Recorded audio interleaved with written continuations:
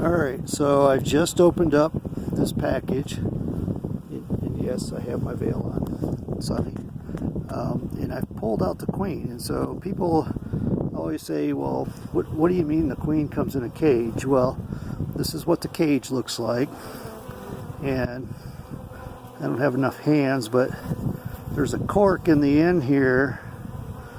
Let me see if I can just stand this up.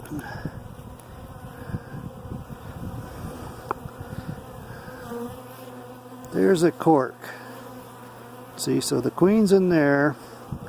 I've got some, I'm going to take that cork out. Sometimes they come pre-loaded with candy in there, but the lady at the bee pickup today said I needed marshmallow. I need to put marshmallow in there, but it looks like the queen has a bunch of bees around her already.